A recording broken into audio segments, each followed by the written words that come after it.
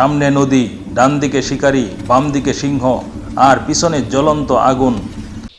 একটি হরিণী তীব্র তৃষ্ণায় পানি খুঁজে বেড়াচ্ছিল। পিপাসায় তার গলা একেবারে শুকিয়ে গিয়েছিল, কিন্তু কোথাও পানি পাচ্ছিল না। অবশেষে ক্লান্ত হয়ে সে একটি ঘন গাছের নিচে বসে পড়ল। কিছুক্ষণ পর হঠাৎ তার কানে পানি বয়ে যাওয়ার শব্দ ভেসে এলো। সঙ্গে সঙ্গে সে উঠে দাঁড়ালো এবং সেই শব্দের দিকে দৌড়ে গেল।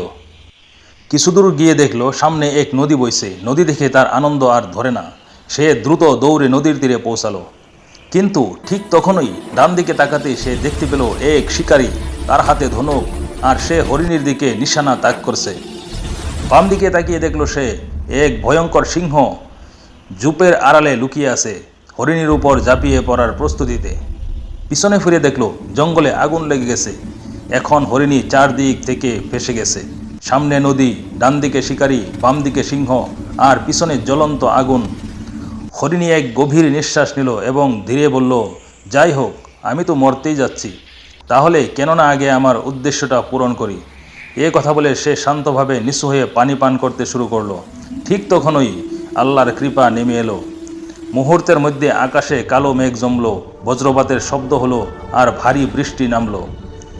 বৃষ্টিতে জঙ্গলের আগুন নিভে গেল। শিকারী যখন তীর ছুড়ল তখন বৃষ্টিতে তার হাত ফসকে গেল আর তীরটি গিয়ে সোজা সিংহের গায়ে লাগলো।